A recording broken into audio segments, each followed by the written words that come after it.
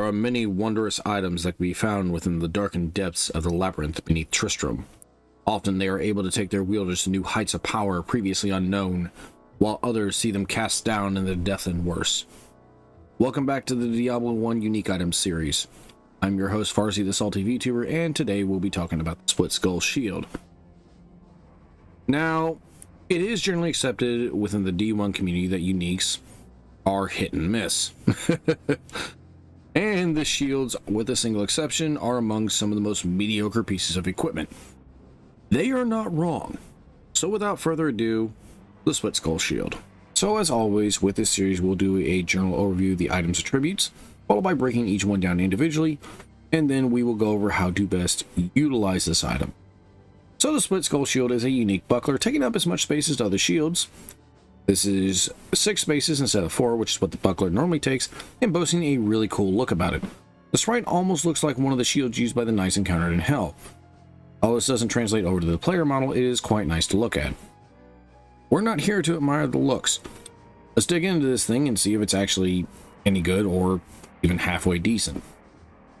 So its statistics are as following. Item quality 1, which means you have a very good chance of finding this one straight out of the gate, at least as good as you can for unique items. Plus 10 hit points, plus 2 to strength, armor class 10, altered item durability 15, and a minus 20% penalty to light radius. And like the base buckler, it has no attribute requirements, so any class can straight up pick it up and use it the moment you find it. Now it goes without saying the plus 10 to hit points is probably its strongest stat, as no one's going to turn down that little bit of extra health. The more you have, the less chance for you to die. Very straightforward.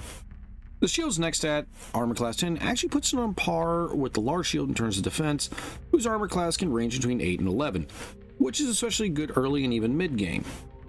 Not getting hit in the first place is your best defense, let me tell you. The plus 2 to strength stat's pretty much irrelevant unless you have uneven stats or just need that little bit of a push to use a piece of equipment. It's honestly its most useless stat. The altered durability 15 is supposedly 1 less than the standard buckler, which has 16, but from what I can tell, most of them, unless enchanted, only have durability 10, but I may be wrong on that. Still, if this is the case, having 1 less durability means more frequent repairs. Not a huge issue, but will require you to return to town more often. And finally, we move on to the minus 20% light radius. Now, light radius is extremely interesting in the first game. In Diablo 2, it serves to simply illuminate your surroundings, and in Diablo 3, it's a fixed stat.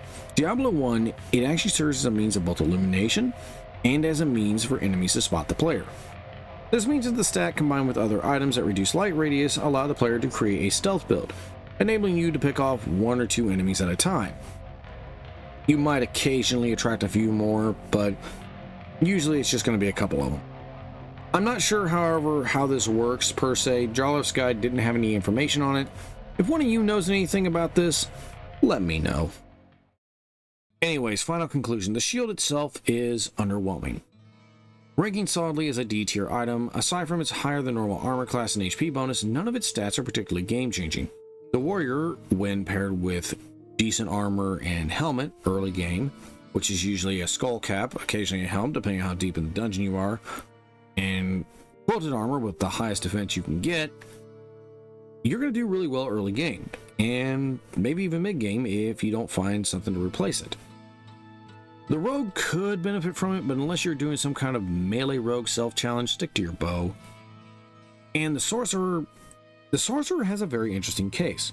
He benefits quite a bit from the HP and armor, but the fact he has the slowest melee attack in the game and the slowest block recovery, should you get hit 1 too many times and manage to block the attack, you could potentially be stun locked in place. Not only that, but when using a sword and board or club and board, you lose out on that safety net of having a staff with a spell ready once you would inevitably run out of mana. Look, in all due honesty, unless you find it within the first 2 levels, you're either going to have enemies dropping items that are either better suited to where you're at in the dungeon, or you can purchase them, or will have absolutely no use for it. The best thing you can do, honestly, sell the thing as soon as possible. It's 504 gold, and get you some better kit. Anyways, this concludes our video. Stay salty, guys.